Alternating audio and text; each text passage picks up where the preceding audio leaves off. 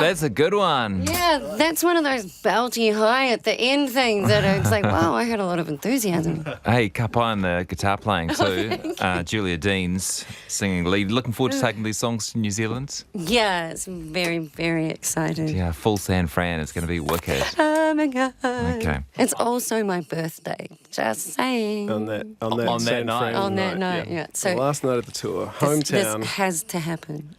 Okay. Watch out for the Virgo. August 27th at San Fran in Wellington. You're going to do a cover. Thank you for accepting that challenge. Yes. And I love this song too. Yes, so do we. An underrated New Zealand band, perhaps.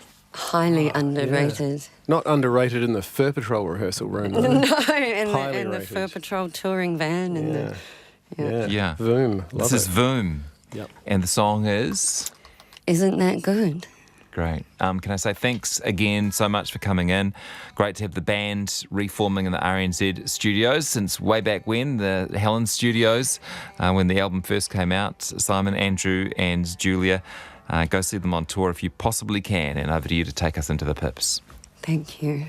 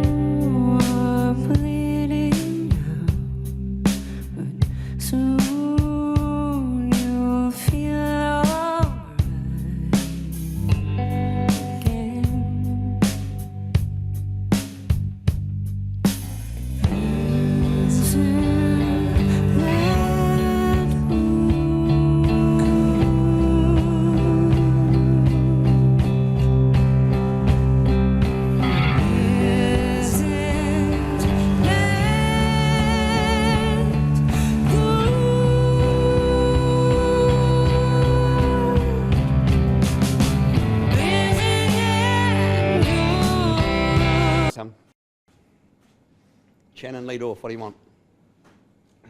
Why are you resigning? When the job is near to be. Well, looking at that thing behind me, it's got 2025 written on it, so it may well be a case of suspending rather than resigning. Having said that, I think I've made it pretty clear all along to all members of the campaign committee that our program was always based around polls, so it's a month-by-month program.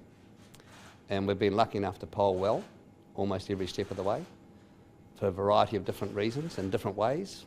Back in November when we did our first poll, we had a very high dislike factor, but we still had recognition. As time's gone by, the recognition factor's gone up, dislike factor's gone down, and we've always been able to assure people who are supporters that we would continue to poll strongly, and if we didn't, we would reasonably expect that they had the right to step away, and I would reconsider my position. And that's what happened last night. We got to a situation where, hold on, there's a man just coming in, we better let this man come in. So last night, I woke up 3/4 of the way through the night, like I invariably do. Hello, sir. And we had a poll in front of us that wasn't perhaps as attractive as those that have come before them. And when you pick through the bones, through the carcass of it, it was pretty clear that despite my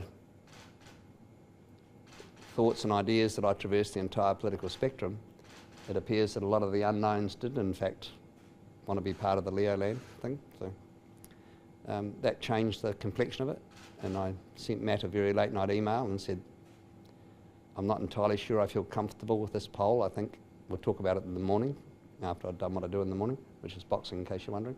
But I said to Matt, we have to have a heart-to-heart because we're getting to a very critical stage of the campaign, that being the last day you could enter, which also meant that if we stayed in beyond lunchtime today, ethically I was compromised because I could very easily be guilty of orchestrating the result of an election in a significant way if my heart, mind, passion and resources were not fully committed.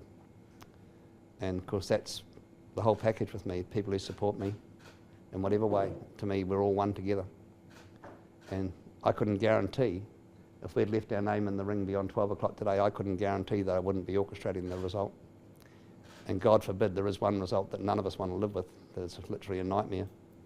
And I thought that we had a stare down from the centre-right candidates. It ended up being a wee bit like Princess Diana's marriage. It was a bit crowded at times. And I decided that I was the person who, having tried to steer them all down, I'd step away to leave another candidate to perhaps, hopefully, prevail and do the right thing by the city. I'm sure you'll all appreciate the fact that everything I've ever done has been for this city since I've been here for 25 odd years now, and everything I ever do will be for this city. And let's agree that whilst we might not be running this particular year, 3 years goes by in a flash in my life, and I've got a lot of other commitments and things to do. So it's highly likely I'll be back on the radar again. How much of it was about cold hard cash and the cost of going on? Well, cold hard cash is always a factor. I mean, I don't think any responsible person will spend their money recklessly.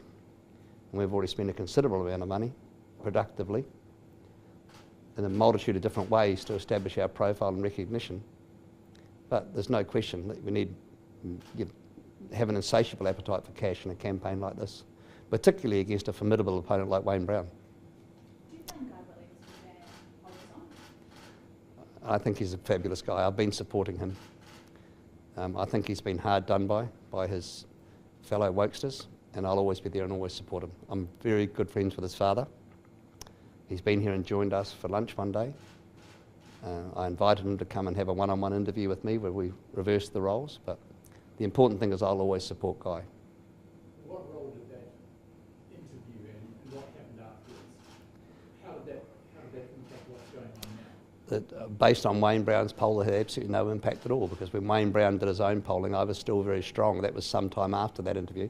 And never lose sight of the fact that it was a comedy series. I was asked to do it. I was prompted to ask the questions I did. I have text exchanges asking them to remove the swearing, which sadly they decided not to do. And they dropped it at 24 hours notice the day after we had a really strong poll. But there's no regrets there. I mean, it was filmed 6 months ago, and I thought I was doing Guy a favour. But having said that, I think we agreed that in the 2025 campaign, I probably won't do it again, in case you're wondering. Are you unhappy with that broadcast then? No, I'm not happy with nothing, Sherman.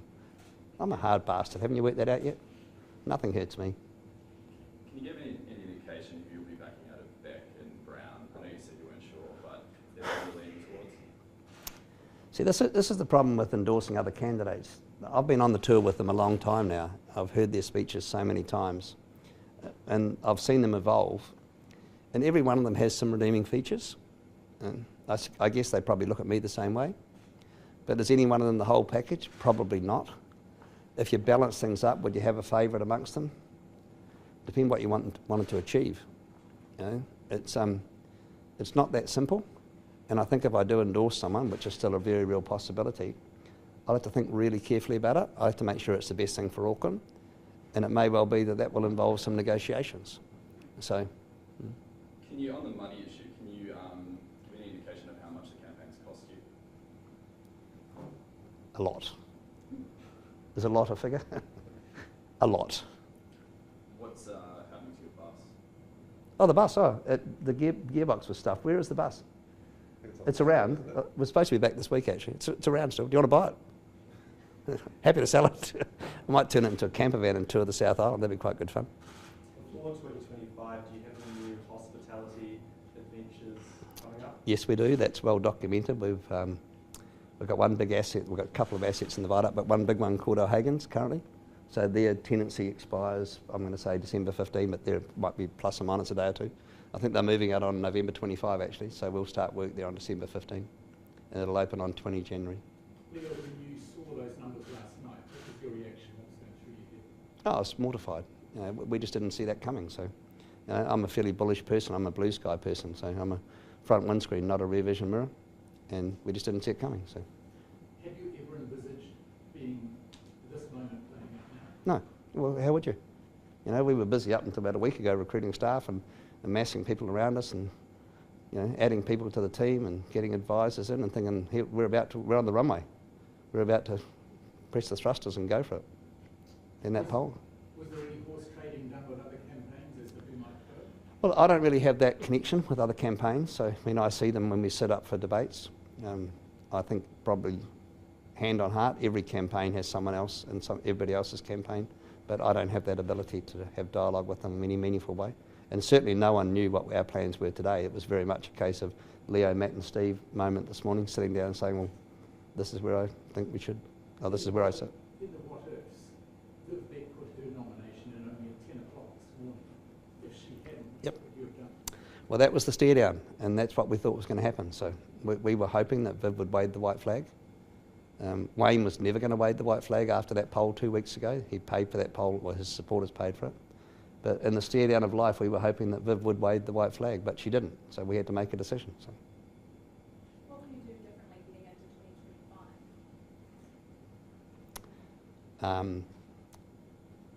2025? I wouldn't do Guy Williams again. Nothing against Guy, but I wouldn't do it again. I'd probably try and talk in a more softer, approachable way rather than be the natural Leo. You've known me a long time, Shannon. I can at times be a little bit obnoxious and a little bit out there, a bit edgy. But we were trying at all times also. There's a balance of establishing recognition and then pivoting into soft policy. But I think we have a reasonably good recognition base now. We've got 30,000 followers. I think we've got 11,500 phone numbers or something of supporters. And Matt will tell you the exact figures, but we've got some pretty staggering. It's like a small army. So the thing is now, do you walk away from that, or do you look at 25 and go, we'll let someone else inherit this hospital pass now? And it's not great. In case you haven't read the budget, or you don't know how to read a budget, I'd strongly recommend that you get some advice and read the budget and see what they've hidden, because the city is in a perilous state from a financial perspective. So it may well be that the opportunity is here for someone else who might have 3 years of misery sorting that out, correcting us, and then in 2025 the city might be ready for someone like me who's arguably more of a charismatic type. I mean, at the end of the day, your job as mayor is to articulate the vision for the city and to activate it. So you've got to ask yourself, are the other candidates fit for purpose for that particular job? If you're looking at it from a pure budget perspective, like a chainsaw perspective, I'm going to cut the fat and the obesity out of the system, you'd probably have a look at Wayne Brown, wouldn't you?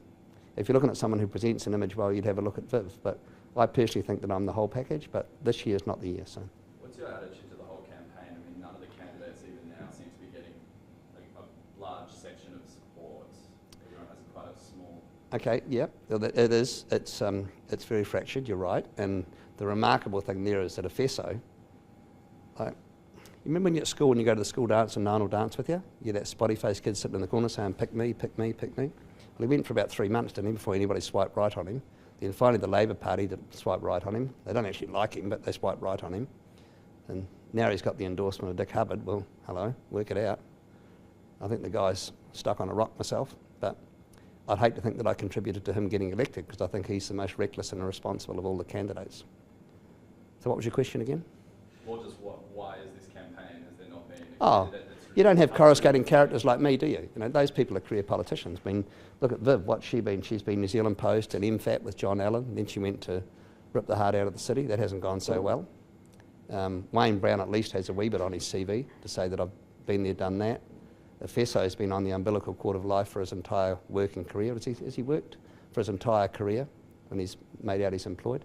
So I think that I brought an element or a bit of dash, bit of colour. I'm an Aucklander, aren't I? Wayne Brown's not even an Aucklander, so. Next question. Is it harder than you thought? Well, it sort of is sometimes. You get a few lonely moments when you... I'll tell you what's actually hard. I'm not the world's best sleeper, so it's hard when you've got to concentrate and read 15 documents every night before you go to bed, knowing full well one of you guys, you're like predators. You're like vultures circling the sky looking for a carcass, and I don't want to be your carcass, so I need to know everything about everything that's happening, and politics is so dynamic. When we first started, it was all about public transport and congestion. Now it's about violence and law and order and extreme weather events, and you've got to know. And if I was going to talk about public transport today, there's 127 different things that you have to know. We had someone here yesterday. Who did we have yesterday, Steve, talking about public transport? I can't remember who it was. I see that many people these days. And you've got to talk about RFTs, regional fuel taxes, and how it's going to be used, the project's going to be used on. There's about 20 or 30 dedicated projects. And if you said the name of a project and I didn't know about it, know where it was at, then it's a gotcha moment. I look like it. This is hard now. Surely being mayor is 10 times harder. Oh, ask Phil Goff. He doesn't answer questions, so ask him. I could take that. Do you want me to become one of those mayors who doesn't answer questions? I prefer to be the one who does answer your questions. I'll give you column inches and clicks. I think that's probably my strength. I'm never afraid to answer a question. That's why I do all the reading, so I can answer your questions. So I'm not a Winston Peters. I won't shimmy away and say I'll have it sorted out by election time. Do you think the media coverage of you has been fair? Yeah, I love the media. You know, I understand how it works. It's a two-way street. You know, I know you've got to sell papers and you've got to get clicks, and I'm great for sound bites. I understand that, and I get told all the time, never use more words than you have to. And about 25 minutes later, I'm still talking, and I've got advisors tapping their phones over there or their watches saying, "Stop it." So, but I have no animosity toward the media. I actually enjoy you all personally, and the ones of you that I know, I enjoy your company. So. Where do you think a disconnect was then between the public and you? And do you think some of the language that you use might not be part of that? Oh, look, I'm Leo, and you know, I'm an Aucklander, so the language is me. I can never not be me. I'll never be an actor. I'll always be genuine, and if people want to buy into that package, that's fine. Where I probably fail, when my model breaks down. How's my Heineken looking, Freddie? Can I have a little freshener? Where my model breaks down is that you guys will listen to me for 45 minutes for one show, and you'll print a paragraph, and that's where it breaks down. Because if you ask me about any subject, doesn't matter whether it's green hydrogen or flying to the moon, COVID. You know, I've got a great intellect and I can talk about most things, but you don't give me the opportunity. You tend to report the fluffy sizzle, you ignore the sausage. So, What would you like people to remember about you? I haven't now and let's make it clear, I haven't fucking died or anything, it's not a funeral. Remember this, he's running again in 2025. so between now and then, what would you like people Well, we'll be a lot better resourced, and we won't make the same mistakes again. You're looking at 2 videographers, you're looking at a very good media man there. We you know, like everybody, everything you do in life, you learn, don't you? You think, you know what, I just got that slightly wrong. Shouldn't have said that, shouldn't have worn that, shouldn't have done that. So it's been a valuable learning exercise for me. It's been, as I said, we declared last July, so it's well over a year now. And we've had full-time members of staff since Christmas time. So, yeah, a lot of things I look back on and I get told off by a lot of people saying, you were really good until you did that, or you're really good until you said that, or you mustn't say that. So I think I've learned a lot, and I think I'd be a far better politician if we started the exercise again. I'd probably try and sell the fireside chat, Leo, which is more about just sitting around talking in a normal tone. And I mean, we did a podcast the other night with some boys from out the south side of town that's been very well received, but it's just me doing what we're doing now, just talking like you and I are sitting in a bar in a pub somewhere. But I think the Leo's up on the lectern who starts ranting and gets angry with people who piss him off. That's the Leo that people don't like. So I understand that now. So. We'll do another 3 or 4 minutes, folks, this Friday afternoon. We don't want to embarrass you over a moment. No, so if you've got a great question, now's your time. No? No one's holding We run out of questions. No one's holding it back. The alfresco dining, nothing. Can we just tick off for the record? So there's no dark secret with about Plumage. No what? No dark secret. There we go. What's a dark secret? Come on, I went to vet school, man. It was compulsory at vet school. No, of course there's no dark secrets. What do you mean by that? It's ridiculous. What do you... I just mean in the course of the week, as people's pasts have started to surface. Oh, you mean poor old Sam Uffendale, however you say his name. No, I didn't even go to Dunedin. I went to Massey. I'm a Massey boy. So, no, I don't have anything like that, I'm sorry. And besides, you lot have been dissecting me for about 25 years. If I had anything to hide, you would have found it by now. So, no, I have no skeletons in my cupboard. Sorry to disappoint you, Todd. Leo, you seem quite sad and subdued in all this. You're a brilliant character, usually, and inspiring. You do have this repartee with us all the time, which we all kind of enjoy, but you seem like really quite sad today. Do I? Yeah, to me you do. Do I truly, mate? Yeah, I don't feel that way. I'm probably trying to, well, I went to the doctor for my regular 6 monthly today, which I go, and he said my blood pressure's 130 over 80. He's amazed how well he said you can't deal with what you deal with and be still 130 over 80, but that's what I'm like. So, I mean, it's no secret that I'm a very poor sleeper, and I've got to have some work done on one of my eyes, which I'll now take the opportunity to get done. But I don't think that should make me sad. I don't feel sad at all. I feel great, actually. So, Okay. I certainly don't feel mellow, if that's what you mean. You know, I mean, it's an informed decision. You know, like most of my decisions in life, it's always based on a model. I don't make cavalier decisions without any basis in fact, and The model was presented to us last night and I scrutinised it and I made a decision. So. Yeah, although that poll was pretty tenuous. I mean, Yeah, you guys always say that, but here's the thing. I mean, I did stats at uni, so I know enough about polls to know. Yeah, when you get a well-weighted 500-person poll, that's a good poll. And that Currier's been polling for people like John Key for a long, long time. I take all their polls seriously. If the margin of error was plus or minus 6 or 7%, I'd agree with you. But a well-weighted poll with a margin of error around 3.5, that's a good poll.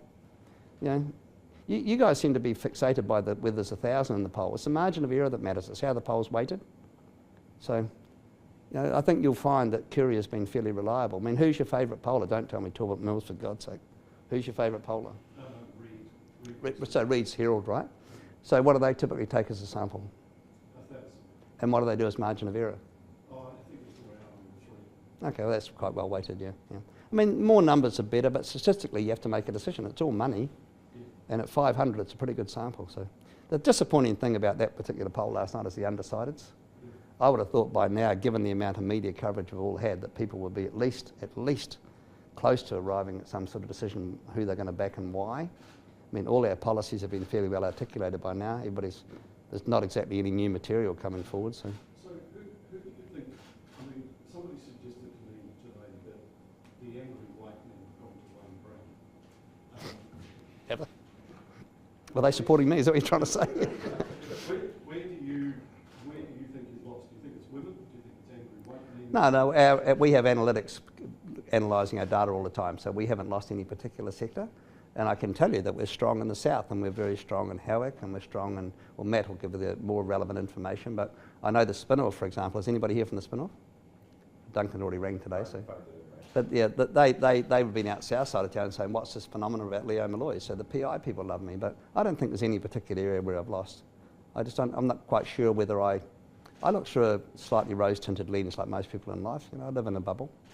But I was sure that I was traversing the entire political spectrum. I was sure that I was appealing to the left, the right, the centre, the Liberals, the fiscally responsible, but it would appear that I wasn't. So it's just part of the learning curve of life. What's the plan for tonight? Plans for tonight? What do you reckon? Fiji? Anywhere? Anywhere but here? Cool. Well, I think we'll wrap it there, guys. Thank you very much for coming. Really appreciate it. Thanks for all your efforts on the campaign. Good luck. Might not be as exciting going forward now. So, but, Mural debates without Leo. yeah, we feel your pain. So we'll see you again in a couple of years' time. I may well still go to a debate, of course. Well, you're certainly invited to ours here. You don't need to be in the... Leo wants to take crates of eggs. Yes. And sit in front. I was in the Massey University debating team, so I like debating. Good stuff, mate. Right, any other personal one-on-one stuff? Or are you all happy now? No, Thanks, mate. Thank you.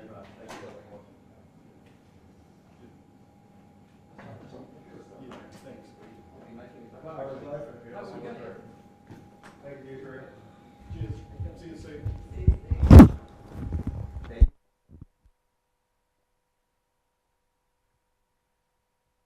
But I think everyone knew what you were talking about, which is just, it's so frustrating if you pay decent money for a concert and then someone next to you is you know, talking all the way through it.